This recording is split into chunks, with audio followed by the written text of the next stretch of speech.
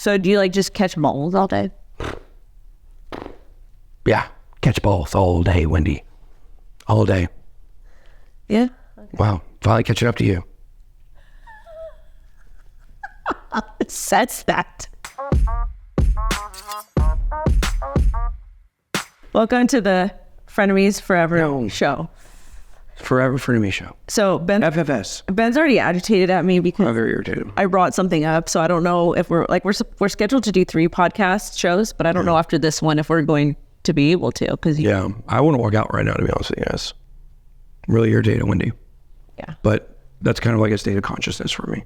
Yeah, so originally we were supposed to be filming at the Roosevelt Hotel. Yeah, where I've stayed at Hollywood Roosevelt. Yeah, and it's supposed to be the #1 hotel in LA. Yeah, I recommended it because I love it. Actually, I was talking to your wife and I was like, you have to stay there. It's so amazing. Like, it's a great hotel. Yeah. And then I was talking to your assistant and she's like, oh yeah, Ben's staying at the Roosevelt. And I was kind of shocked. I thought your wife and the family was going to be in there. But apparently you stayed there without your wife. I sent them home. Well, they had sports this weekend.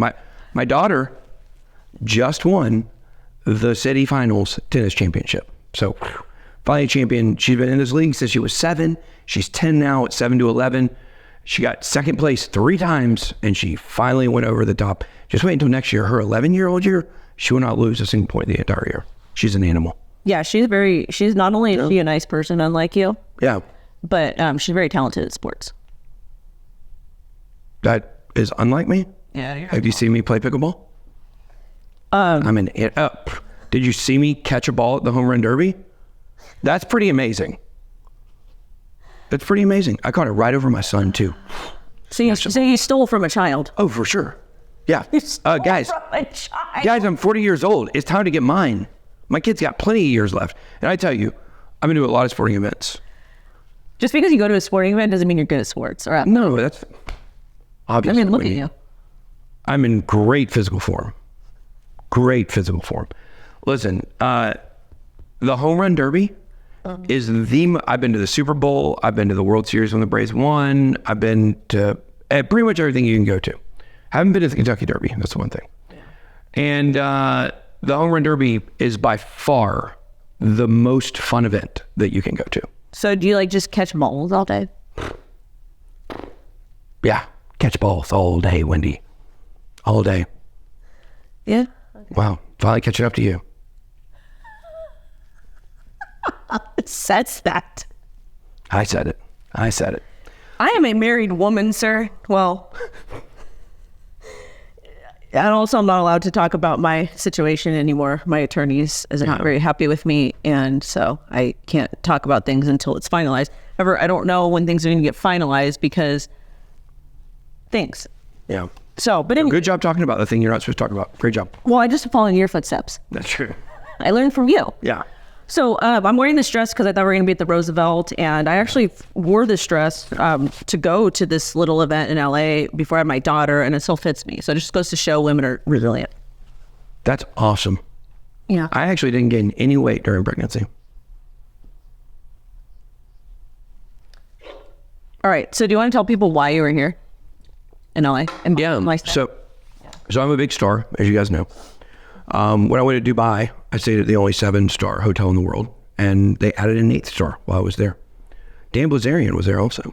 The fact, you can't just add stars onto things. Like if there's a rating system set, you can't just keep giving trophies away.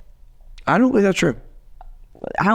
There's a certain rating for a reason. You can't just keep adding stars. It doesn't work that way. Well, yeah, but when somebody comes, it's like so... So you got the star, or like added an extra star because you were there? Yeah. No. The people at the Roosevelt didn't even know who you were. They looked me up. They found out. They had to look. The fact that they had to look you up. You want to hear something funny? I go to Dubai, and I'm out there with Carl and Crypto Kid. I love this guy, Crypto Kid. He's amazing. He's only 15. Have you ever seen him? I don't know. Yeah, look him up. He's only 15, and he's a killer YouTuber. Why do I have to look all these people up? Well, he's young. Like, he's just getting going. He's got like maybe 20 or 30,000 subscribers. He's not on our level. Your place. Yeah, one day maybe. Okay. I want to do a documentary on him. He's only 15. That's awesome. He's an amazing trader. He does it right. But anyways, it's me, him, Carl's vlogger, and Carl, and we're at this restaurant. I can't remember what it was called, but it's a really cool restaurant at the Dubai Mall. And it's a 9-star restaurant. They added 9 Michelin stars on it because you were there. No, they added a 10th one. Yeah, obviously. It was a 3-star. Removed a star because you went there. And you couldn't bribe them to seat you, like in Estonia. That was so stupid. I couldn't believe that. I was like... You couldn't believe that they wouldn't accept my bribe? I was like shocked. I'm like, who doesn't? Like, this is 300 American dollars. I know. 300 American dollars. Dollars, absolutely. Yeah. So we, what was the story I was telling again? I forgot. Why you're here. No, you were talking about, then you started talking about Dubai. Oh, so I go to Dubai. I'm at this restaurant with Carl and Crypto Kid and his vlogger. We're having a good time. You know, we're hanging out, we're eating. And Carl, he says, bro, I was just coming to get dessert, bro. I was like, well, I'm hungry, so I ordered some steak. It's like, I'll eat the dessert. Here's how he orders a dessert. People come over. He goes, yes, I would like whatever. I want something that has the most amazing presentation. The most amazing presentation you have here. I want it to be like big smoke. What do you have? So he orders a thing. They bring it out and it's amazing. It's like all this stuff. I didn't know what it is. It's got like smoke coming out of it. They do the, what do they call that? The nitrous or whatever. And it's great. And it's got... I'm not rich. I wouldn't know. It's got fireworks coming out of it, sparklers. Like, it's amazing. So it sits down there. We take 2 bites of it. Carl says, okay, that's enough. He just wanted it for the vlog. He just wanted the dessert for the vlog. So we got the vlog on video. He's like, asking me how it is. It's pretty funny. I had to go with that. It was amazing. So after it's over. I feel like Dubai is like a big pissing contest between dudes with a bunch of money. Yeah, so that's what it became. But I feel like it would be so annoying. Like, to me, I would just be so cringed out. I would just be like, well, Carl has way more money than I do. Carl has way more money than Why does he have more money than you? Well, we could get into that, but it's not really necessary probably to bring up that. He had a bigger channel before I did, first of all, so he was bringing in a lot of affiliate money before me. Yeah. But Carl's got a lot of business ventures that he does out there that are not just his channel, and so he's done very well. But I wanted to pay because I'm used to being the baller, so wherever I go, I pay. Yeah. And I knew Carl was going to want to pay, and so I tried to circumvent it. All my cards got declined. Tried 3 cards, they all got declined. I was like, bro, there's something wrong with the reader. You're for the street. And he was like, nah, man. Ghetto. He was like, let me just try my card and see. I was like, okay, proved. It's like, God, it was something to do with the traveling and the mall. He said sometimes the cards don't work in the mall or whatever. I had enough money to pay for it. It was only like $200. That's like why we Bitcoin, bro. Yeah, I know. Well, they didn't take Bitcoin at the restaurant. So anyways, that's what happened. We got into a pissing match over and he won. All my cards got declined. I was so embarrassed. I would have laughed so hard. I would actually... Even my Crypto.com card wouldn't work over there. Yeah. Chris, what's going on, man? Crypto.com is my go-to card. Like, if all my other ones decline, just for whatever reason, we have a lot of issues. That's not financial advice, but it is something that Ben and I do use, and it's a really great product, or service. Yeah, we all have issues. If you're in crypto a lot of times, you'll have issues with your bank cards because just crypto does weird stuff. Like, I tried to send a sponsorship to this guy that's setting up this back to school giveaway for a bunch of kids. It's like $3,000 to buy all this stuff. And so I tried to send it to him and his number popped up as a scam on Zelle. We couldn't even send it. I'm like, I think I know who it is. Yeah. So we ended up having to do a bank card, but it was fine. But it's like, I know the guy's not a scammer. It has to have something to do with he's attached to crypto. Yeah. So, but anyways, so point is, while I'm here in LA, I'm a big star, as you know, Wendy. So you actually had to ask, you told the front desk who you were, they had to Google you up. And that's why I didn't ask them to look me up, by the way. They just did it because they could tell I got star power. That's why I want to take you around to all of the different places in Hollywood. Yeah. So they can. With your signed headshot, because they're going to know who you are. Yeah, they are. They're going to know. Really? Oh, yeah. Big time. Yeah. Okay. I mean, I'm a big time Hollywood star. I mean, I've been in Clerks 3. I'm potentially going to be in another movie. It's got Anthony Hopkins in it, and I'm going to go down to Antarctica. So, I'm just telling you what people are telling me I do, so I'm like kind of a bigwig, Yeah? Wow. Yeah, I've got movie credits. Do you? I don't know. Well, one day I'll let you in on it. You don't get that. One day I'll get you in. I'll get you in on the Hollywood crowd. Well, the thing is, I actually turned down opportunities when I was a lot younger. Wendy, we've already talked about the couch. That's not what we're talking about. Well, that was a certain thing, and then there's other opportunities that came up. Yeah. And I just didn't follow through. Yeah. Yeah. Because the person I was dating with at that time was like, you should do this, and I was like, you know what's amazing? If ifs and buts were candy and nuts, we would all have a Merry Christmas Vince Lombardi, 1964. I made that year up. Sounds about right. That's a true quote. You're so stupid. So I came out here because one of my kind of like pleb friends, one of my lowly friends, it's like not involved in a lot of significant stuff. She called me and was like, "Hey, I got this documentary. They're filming about FTX and they wanted me to be in it, but I think you would be perfect for it." And so I said, "Okay, Wendy, I'll do it." So that's how I got out here. They didn't even know who you were. I didn't know who you were. I told them who you were. I told them everything you contributed to the downfall of Sam Bankman-Fried. Yeah. Yeah. It's amazing. I read that a news story came out and he wants to get a maid because he's like missing being around people. Like we should like go to his house. You know who should be the maid? Who? Tiffany. Oh, that would be so fun. We get Tiffany in there as the maid. Yeah. She would wear the costume. Tiffany would wear the costume for sure. She would get into it. She would love it. She's so funny. I love Tiffany. She's absolutely hilarious. Yeah. Like you would talk about somebody that just like came out of nowhere. They're like, I didn't like it first. Then I realized it's like one of the greatest people I ever met. I love her. You always say you don't like people and then you meet them and they're nice to you and you're like, I like them. You're so insecure. That's not true. That's not true. Yeah. That's not true. Sometimes I really don't like people. So did... you know who I didn't like? Who? That guy that we met the first time we met. Okay. Yeah, he ended up killing himself. Who? That Danny guy? Yeah. He was a big douche. It was the first person I met in crypto that I was like, this guy's horrible. Now, nothing to say about what he did with the suicide, a separate issue, but very sad situation. He had a wife, family, and all this stuff. But the point is that I can remember the people that are douchey. That's how small they are. Okay. But some people you know what it is? It's like on social media, people just talk trash and they get in front of you and then they cower. Yeah. I wonder what your monetization check on Twitter is going to be. Have you got yours yet? No. I haven't either. How do you get it? I don't know. I'm waiting. I wonder if it's on desktop. I don't check desktop. No, I check both. And I should, based on everybody else's stuff that I've been watching, I should probably get about 10 or 15 grand, I would think. That's nice. Yeah. You can get hire somebody to check your email. I can hire a maid for Sam Bankman-Fried with that. Tiffany, I've got a job for you. Oh, Tiffany is awesome. She's great. Tiffany would do it though. She would love that job. It would be great content creation. It would be. Dude, I like Tiffany a lot. She's really sweet. She could have a hidden camera. You know, I have a hidden camera. People don't know this. Where? Well, what I would say is there was a situation where I wanted to record something and it was absolutely not allowed to be recorded. And so I arranged for it to be recorded. That's what I'll say. Maybe one day I'll tell people what it is. All right. So because I got you in a very famous role. Yeah. Are you dropping the Killer Whales beef?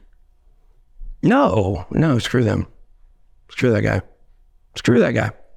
Can I talk to you about how Hollywood works? So can I just give you some perspective? Well, no, let me tell you what I didn't like. The thing where they kicked me off the show because I'm on this FTX lawsuit, which will be coming to a conclusion soon. Right. Before the show even debuts, which is going to be so funny. The thing that bothered me was his response was, "Hey, here's the thing.